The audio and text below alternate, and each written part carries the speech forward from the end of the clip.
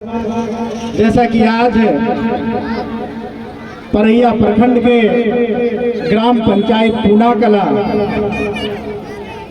ग्राम में अवस्थित new genius public school के प्रांगण में आज शिक्षा वार्षिक महोत्सव का आयोजन हो रहा है। इस आयोजन में हमें भी बुला करके कुछ बोलने का मौका दिया गया है, तो मैं इस न्यू जीनियस पब्लिक स्कूल के संस्थापक सह निर्देशक हमारे साथी आदरणीय श्री मिथिलेश कुमार जी को बहुत बहुत आभार, बहुत बहुत साधुवाद व्यक्त करता हूँ।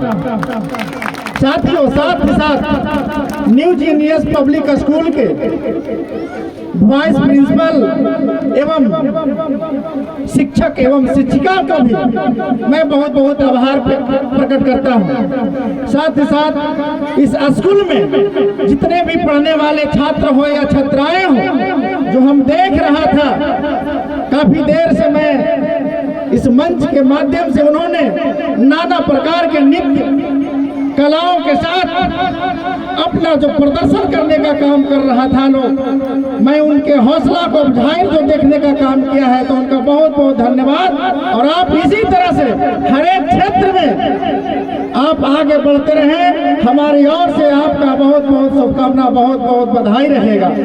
साथ ही साथ आज इस वार्षिक महोत्सव के अवसर पर विद्यालय परिवार की ओर से जो विचार गोष्ठी का आयोजन किया गया है, जिसमें विषय दिया गया है बाबा भीमराव अंबेडकर का शिक्षा में क्या योगदान रहा है, या माता सावित्रीबाई फुले का शिक्षा में क्या योगदान रहा है, या ज्योतिबा फुले का शिक्षा में क्या योगदान रहा है। तो साथियों, मैं आपको बताना चाहूंगा कि आज जो भी शिक्षा के लिए हम तमाम लोग शोषित वंचित के लोग हैं, दबे कुचले के लोग हैं, गरीब परिवार के लोग हैं, जो आज हम तमाम लोग शिक्षा के प्रति अग्रसर हैं, शिक्षा के प्रति हम तमाम लोगों ने कदम से कदम मिला करके चलने का काम कर रहे हैं, तो कहीं न कहीं रास्ता दिखाया हुआ है माता सावित्रीबाई फुले जी का। क्योंकि उस समय हमारे पूर्वजों ने शिक्षा का अर्थ ही नहीं समझते थे, शिक्षा का मतलब ही नहीं समझते थे कि शिक्षा कहाँ लिया जाता है, शिक्षा किस रूप में अध्ययन किया जाता है। उस समय, उस जमाने में माता सावित्रीबाई फुले ने विद्यालय खोल करके गरीब के बच्चे को, दलित के बच्चे को, शोषित वंचित के बच्चे को पढ़ाने का काम किया और शिक्षा देने का काम किया। इसलिए मैं महान आत्मा को नमन करता हूं कि उन्होंने उस समय, जिस समय हमारे दादा परदादा छरदादा जो भी थे शिक्षा से कोसों दूर रहते थे, शिक्षा के अर्थ ही नहीं समझते थे, उस समय उन्होंने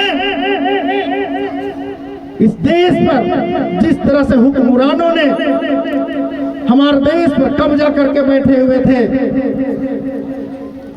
और शिक्षा को अपना हथियार बना करके हम तमाम लोगों को नष्ट नबूद करने का काम करते थे, उस समय उन्होंने शिक्षा के प्रति हम तमाम लोगों को जागृत करने का काम किया है। साथियों, जागृत करने का काम किया है।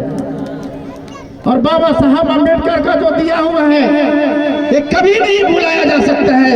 आज हम आपके सामने मंच पर जो बोलने का काम कर रहे हैं, ये अधिकार डॉक्टर भीमराव अम्बेडकर का दिया हुआ है, ये अधिकार डॉक्टर भीम अम्बेडकर का दिया हुआ है।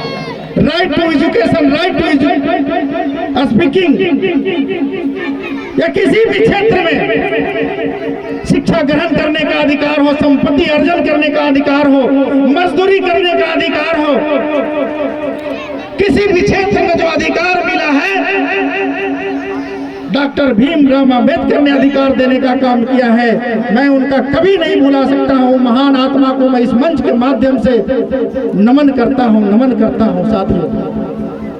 और मैं बताना चाहता हूं इस विद्यालय परिवार की ओर से और इस ग्राम पंचायत की ओर से और अपने मंच की ओर से, शिक्षा का मतलब यह नहीं है साथियों कि किसी तरह से शिक्षा पा करके नौकरी करना। शिक्षा का असली मकसद होता है कि सोचने समझने के विकास प्रदान हो सके, किसी भी क्षेत्र में अपना काम करने के लिए एक सही निर्णय ले सके। असली शिक्षा का मतलब यह होता है साथियों, और जागृति का मतलब यह होता है जो सही समय पर दोस्त और दुश्मन का पहचान कर सके। शिक्षा और जागृति का मतलब यही होता है साथियों।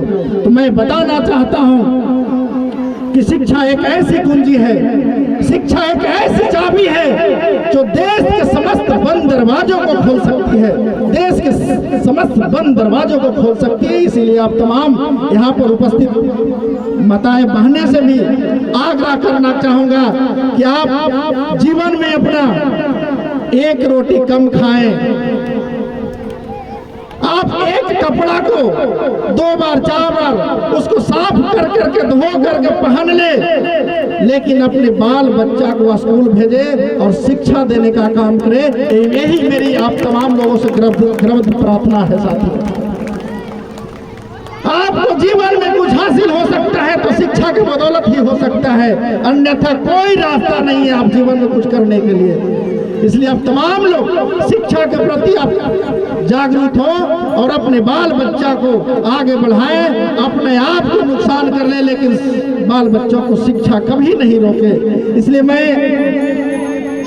एक शेर के माध्यम से आप तमाम लोगों को उत्तेजित करना चाहूंगा, मोटिवेट करना चाहूंगा, अपनी वाणी को विराम देना चाहूंगा कि असफलता एक चुनौती है, असफलता एक चुनौती है, स्वीकार करो।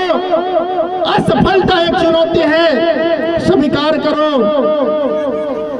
जब तक न सफल हो नींद चैन को त्यागो तुम, संघर्षों के मैदान छोड़ मत भागो तुम। कुछ किए बिना जय जयकार नहीं होती, कुछ किए बिना जय जयकार नहीं होती, और कोशिश करने वालों को कभी हार नहीं होती, कभी हार नहीं होती।